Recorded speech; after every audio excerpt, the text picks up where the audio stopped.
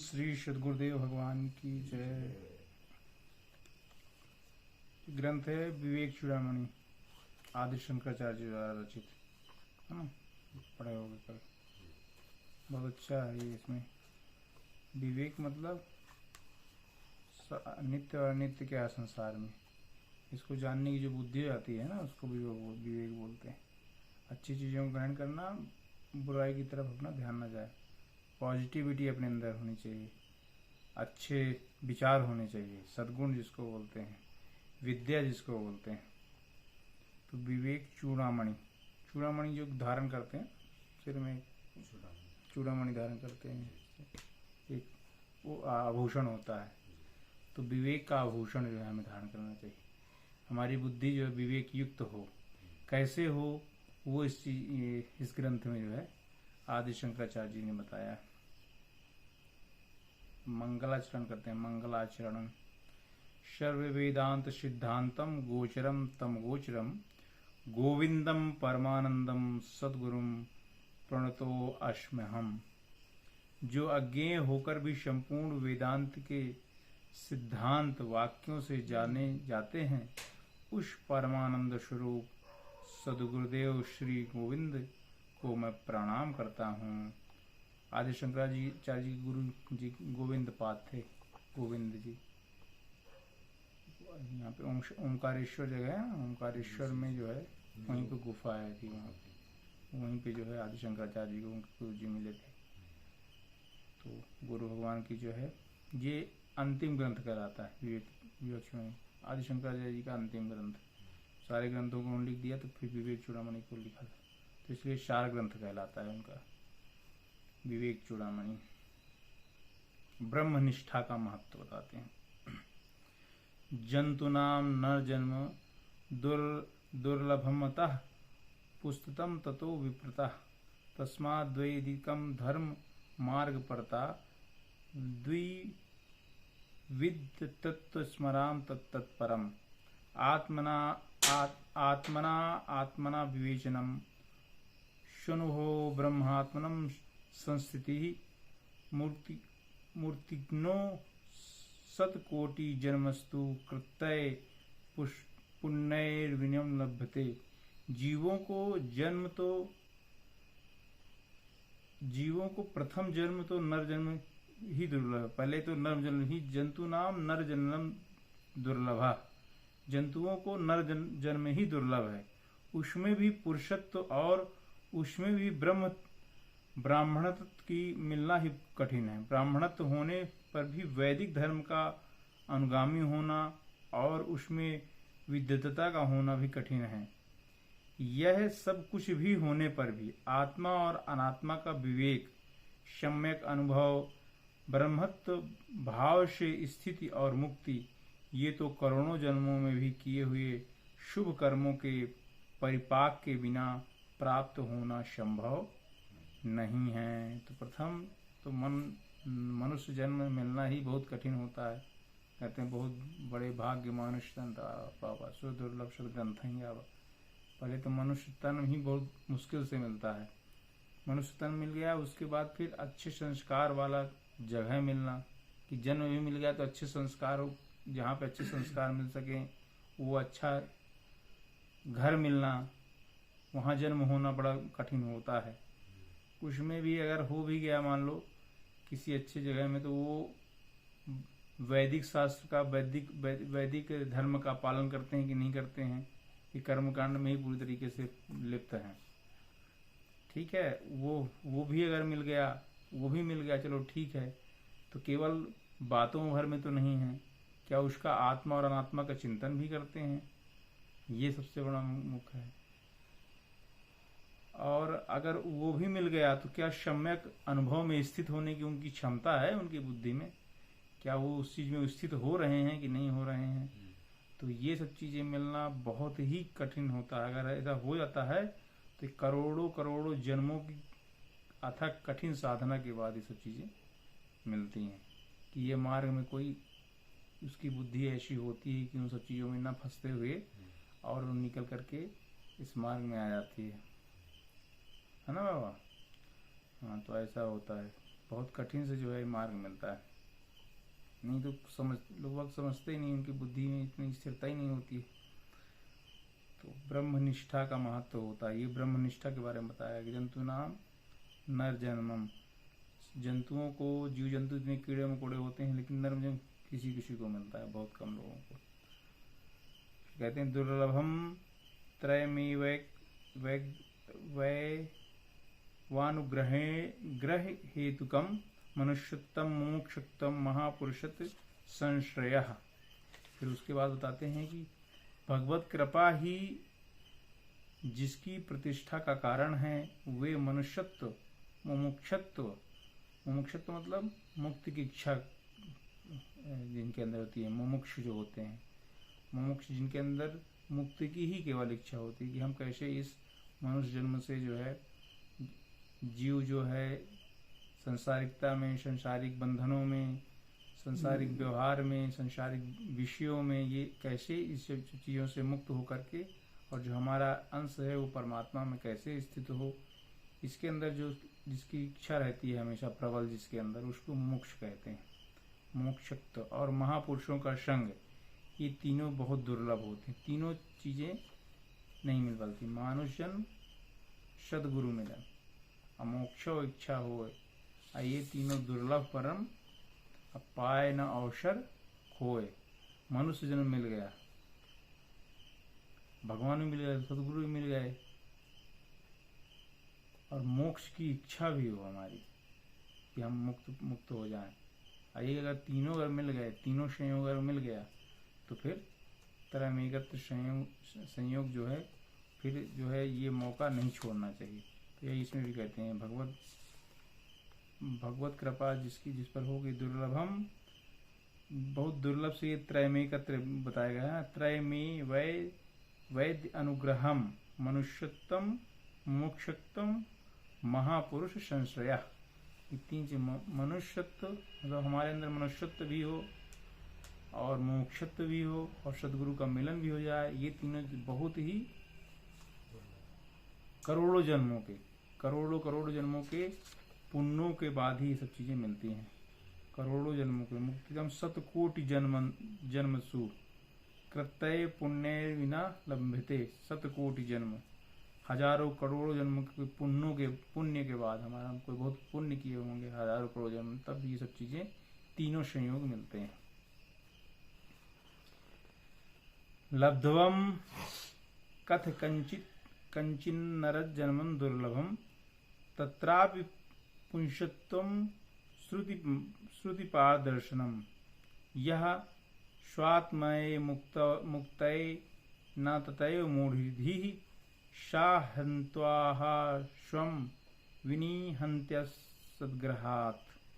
किसी प्रकार इस दुर्लभ मनुष्य जन्म को पार कर, और उसमें भी जिसमें श्रुति के सिद्धांत का ज्ञान होता है, ऐसा पुरुषत्व पाकर जो मूढ़ बुद्धि अपने आत्मा की मुक्ति के लिए प्रयत्न नहीं करता, वह निश्चित ही आत्मघाती है। वह असत में आस्था रखने के कारण अपने आप को नष्ट कर जाता है। इसमें भी मूढ़ बताया गया ना, मूढ़ क्या है, यतेन मूढ़धि, ऐसा मूढ़धि, मूढ़ बुद्धि, मूर्ख है जिसको बोलते हैं, जिसने मनुष्य जन्म पा करके और श्रुति के सिद्धांत, श्रुति मतलब जो हमारे आदि गुरुओं ने जिस चीज को माध्यम, पहले तो श्रुति स्मृति ही के माध्यम से याद कराया जाता था। श्रुतियाँ, हाँ श्रुतियाँ शिष्यों को याद करवा दिया जाता था कि आप ये याद कर लीजिए, आप ये याद कर लीजिए श्रुतियाँ। फिर उसको शिलालेख कर दिया गया, लिपिबद्ध कर दिया गया। तो वो जो श्रुति स्मृति जो सुनते आ रहे हैं, ईश्वर का ज्ञान सिद्धांत, जो वैदिक सिद्धांत है, वैदिक पद्धति है, उसको जान करके भी, उसको समझ करके भी, और उसमें चलना, पुरुषत्व मतलब करना, उसको प्रैक्टिकल करना, उसका व्यवहारिक अपने ऊपर उतारना। उस चीज को हमने सुना, उस सब चीजों को उसको अपने अंदर उतारना, अपने जीवन में, अपने चरित्र में उसको ढालना, इसको पुरुषत्व बोलते हैं। जो मूढ़ बुद्धि आत्मा की मुक्ति के लिए प्रयास नहीं करता। जो आत्मा के लिए मुक्ति के लिए प्रयास नहीं करता वो मूढ़ बुद्धि है। बाकी कितने भी विद्वान बने रहे, किसी भी विषय के बहुत भारी प्रकांड विद्वान है, लेकिन वो शास्त्रों के हिसाब से, वैदिक धर्म के हिसाब से वो मूर्ख ही है, मूढ़ बुद्धि, क्योंकि वो केवल विषयों के अपने शरीर तक ही स्थित है। पशुवत जीवन ही है उसका एक तरीके से, है ना। पशु भी संग्रहित नहीं करता, मनुष्य संग्रहण करने में भी लगा रहता है, तो पशुओं से गैर गुजरा भी हो जाता है। तो जो अपने आप को जानने का, आत्म मुक्ति का मार्ग प्रशस्त नहीं करता, वो महामूढ़ कहलाता है। मूढ़ बुद्धि वाला होता है। वह निश्चित ही आत्मघाती भी कहलाता है, आत्महंता भी कहलाता है। आत्मघाती, हत्या आत्मघाती है। वह असत में आस्था रखने के कारण अपने आप को नष्ट करता है। असत की आस्था है, उसकी सत्य की आस्था थोड़ी है। संसारिकता की आस्था तो असत की आस्था ही तो है। संसार में किसी चीज में, वस्तुओं में हमारी आस्था है, किसी विषय में आस्था है, 10 इंद्रियां होती हैं, 10 इंद्रियों के विषयों में अगर आस्था है तो वो क्या है? असत की आस्था है। सत्य की आस्था तो है। सत्य तो केवल एक ही है, सत्य वस्तु है आत्मा। अब मिथ्या जगत प्रसार, अनित्यानित्य विवेक किया, लीजिए बात विचार। तो असत्य वस्तु है, सत्य तो केवल हमारा आत्मा है। आत्म रूप, शिव रूप जिसको बोलते हैं, शिव तत्व, वही वास्तव में सत्य है। उसके अन्यत्र को किसी चीज की इच्छा करना, वो क्या है? असत की इच्छा करना, मूर्खता है, मूढ़ बुद्धि, जैसे इसमें कह दिया गया। इतः को नस्ति मूढ़ात्मा यस्तु स्वार्थे प्रमादत्ति दुर्लभम मानुषम देहम प्राप्त तत्रापि पौरुषम।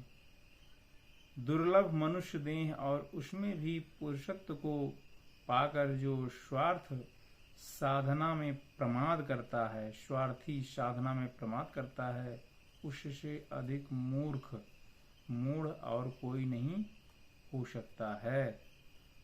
तो जिसने इस मनुष्य जन्म को पा लिया और पुरुषत्व को भी जान लिया कि ये पुरुषत्व है, ऐसा करेंगे तो हम अपने आप को जान सकते हैं। पुरुषार्थ तो वही है जो अपने आप को जानना। हमारे अंदर जो पुरुष आत्मा स्वरूप बैठा हुआ, आत्म स्वरूप पुरुष बैठा हुआ है, उसको जानना वही वास्तव में पुरुषत्व है। बाकी सब नपुंसक कहे गए हैं। पाकर जो स्वार्थ के कारण स्वार्थ की साधना करते हैं ना कुछ लोग, इच्छा पूर्ति हो जाए, हम ये साधना करें हमको ये नौकरी मिल जाए, हम वो साधना करें हमको ये घर मिल जाए, ये स्वार्थ की साधना कहलाती है। स्वार्थ की साधना में ही वो प्रमादी रहते हैं। प्रमाद मतलब आलस्य का एक और गूढ़ रूप जिसको बोलते हैं, उसको प्रमाद बोलते हैं ना। और उसका आदि बन जाए एकदम से, उसकी बुद्धि में एकदम से वो विषय वासना ग्रह कर जाए तो उसको प्रमादी बोल देते हैं। प्रमाद, बुद्धि में एकदम से मद बैठ जाए, उसका प्रमाद हो जाता है। उससे अधिक मूढ़ व्यक्ति और कौन हो सकता है? उससे अधिक मूर्ख और कोई नहीं हो सकता। वदस्तु शास्त्राणि यजन्तु वेदान कर्तुम कर्माणि भजन्तु देवता। आत्मैक्य बोधेन विना विमुक्तिर सिद्धन्ति ब्रह्म शतांतरे अपि। भले ही कोई शास्त्रों की व्याख्या करे, देवताओं का यजन भी करे, नाना शुभ कर्म करे अथवा देवताओं को भजे, तथापि जब तक ब्रह्म और आत्मा की एकता का बोध नहीं होता, तब तक 100 ब्रह्माओं के बीत जाने पर भी, अर्थात 100 कल्पों के बीत जाने के पर भी मुक्ति नहीं हो सकती है। भले ही कोई शास्त्रों की बहुत बड़ी व्याख्या कर ले, बहुत बड़ा प्रकांड विद्वान, दिन भर जो है ये शास्त्र वो शास्त्र करके पूरा मत के धर दे, देवताओं को, सारे देवी देवताओं को एक तरफ से भज डाले, हाँ कि ये ब्रह्मा है, विष्णु है, महेश हैं, ये काली हैं, कलकत्ते वाली हैं, ये देवी हैं, दुर्गा हैं, ये भागीरथी हैं, ये यमुना है, ये नर्मदा है, सब देवी देवताओं को भज डाले, यजन कर डाले, सुबह से शाम तक। नाना शुभ कर्म कर्म जाए, हाँ बहुत गरीबों की सेवा कर डाले, बहुत दुखियों की सेवा कर डाले, कहीं बहुत गौ सेवा कर डाले, बहुत साधु महात्माओं की सेवा कर डाले, सब कुछ कर डाले। लेकिन जब तक वो अपने आप को ब्रह्म से तद्रूप नहीं करता, अपनी आत्मा को, अपने आत्मा के प्रकाश को सभी के अंदर नहीं देखता, हमारे अंदर जो हृदय में अज्ञानता का जो पर्दा छाया हुआ है वो पूरी तरह से नहीं हट जाता, ब्रह्म स्वरूप नहीं हो जाते, तब तक जो कुछ भी किया जा रहा है। तो कहते हैं कि 100 ब्रह्माओं के बीत जाने के बाद, 100 ब्रह्मा मतलब 100 कल्प, 100 बार धरती बदल जाए, नष्ट हो जाए, फिर 100 बार धरती बदल जाए, है ना। महाप्रलय आता है, कहते हैं एक कल्प के बाद महाप्रलय आता है, फिर पुनः जीवन बसता है धरती में। तो 100 बार अगर ऐसा हो जाए, लेकिन अगर उसने ब्रह्मा का बोध नहीं किया तो कुछ भी नहीं, मुक्ति नहीं मिल सकती है जब तक वो अपने अंदर ब्रह्म बोध का अनुभव नहीं करता है। वो लाखों देवताओं को भज डाले, बहुत सारे शुभ कर्म कर डाले,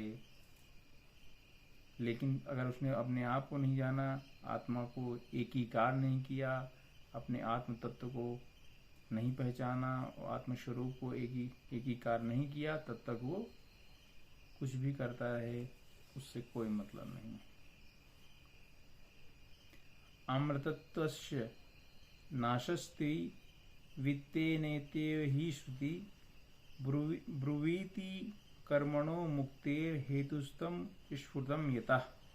क्योंकि धर्म से अमृत की आशा नहीं है, धन से अमृत की आशा नहीं है, यह श्रुति मुक्ति का हेतु कर्म नहीं है, यह बात स्पष्ट बतलाती है। कहते कि धन से हम आत्मा का अनुभव थोड़ी प्राप्त कर सकते हैं। कितने भी उपाय कर डालें धन कमाने के, लाखों उपाय कर डालें, लेकिन क्या धन कमाने से आत्मा की मुक्ति होगी कभी? और बंधन का हेतु बनेगा, बंधन का कारण बनेगा। और यह श्रुति मुक्ति का हेतु कर्म नहीं है। यह ऐसा कहते हैं कि अगर वो धन कमाता है तो वह हमारे मुक्ति का हेतु नहीं है, यह स्पष्ट बतलाता है। तो इस प्रकार से ये 7 श्लोकों में जो है मंगलाचरण और ब्रह्मनिष्ठा की व्याख्या इसमें की गई है। ब्रह्मनिष्ठा क्या होती है? हजारों बहुत ही मुश्किल से मनुष्य जन्म मिलता है, उसके बाद फिर मनुष्य जन्म होने के बाद फिर जो है अच्छा संस्कारी घर मिले जहाँ हमारा जन्म हो, फिर वो ब्रह्मनिष्ठ हों और वो आत्मा और अनात्मा में के भेद को समझें और आत्मनिष्ठ होकर के उस ब्रह्मनिष्ठ होकर के उसमें स्थित हों, ये सबसे दुर्लभ है।